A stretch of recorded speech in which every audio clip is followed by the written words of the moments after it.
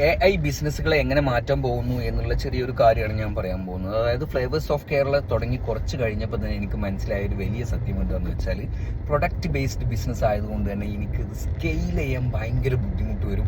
അന്ന് ഞാൻ വിചാരിച്ചിരുന്ന ഒരു കാര്യമാണ്, ഒരു സർവീസ് ബേസ്ഡ് ബിസിനസ് ഏതെങ്കിലും തുടങ്ങിയാൽ ഇതിലേറെ നന്നായിരുന്നു എന്ന് വിചാരിച്ചിരുന്നു. പക്ഷെ ഇപ്പോൾ ഞാൻ ആക്ച്വലി വിചാരിക്കുന്നത് എത്രയോ നന്നായി ഞാനൊരു പ്രൊഡക്റ്റ് ബേസ്ഡ് ബിസിനസ് തുടങ്ങി എന്നുള്ളതാണ്. കാരണം പല സർവീസ് ബേസ്ഡ് ബിസിനസ് ഇൻഡസ്ട്രീസും AI ത്രെട്ട് കാരണം വലിയ ബുദ്ധിമുട്ടിലൂടെയാണ് കടന്നുകൊണ്ട് പോകുന്നത്. എന്താന്ന് വെച്ചാൽ, AI ഇപ്പോൾ സ്വയം പണ്ട് ഹോളിവുഡ് മൂവീസിൽ ചില വില്ലൻസിനെ ഡെസ്ട്രോയ് ചെയ്ത് കഴിഞ്ഞാലും സ്വയം ജീവൻ വെച്ചിട്ട് വീണ്ടും വരുന്ന ഒരു അവസ്ഥയുണ്ടായിരുന്നു. ടെർമിനേറ്റർ ടൈപ്പ് ഓഫ് മൂവിയൊക്കെ നിങ്ങൾക്ക് ഓർമ്മയില്ലേ?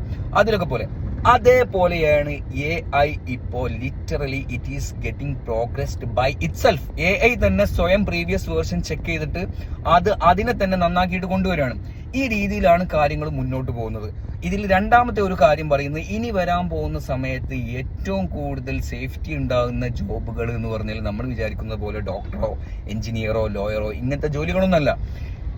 ഇലക്ട്രീഷ്യൻ, പ്ലംബർ, മെയ്സൺ, ഇങ്ങനത്തെ ഹ്യൂമൻ വർക്കിനെ റീപ്ലേസ് ചെയ്യാൻ പറ്റാത്ത ജോലികളാണ് ഇനി അങ്ങോട്ട് പോകുന്ന സമയത്ത് ഏറ്റവും കൂടുതൽ ഒരാൾക്ക് വെൽത്ത് ഉണ്ടാക്കാൻ പറ്റുന്ന, അല്ലെങ്കിൽ ഒരാൾക്ക് മണി ഡിമാൻഡ് ചെയ്യാൻ പറ്റുന്ന ജോലി എന്ന് പറഞ്ഞാൽ ഇനി വരാൻ പോകുന്നത് ഇങ്ങനത്തെ ജോലികളാണ്.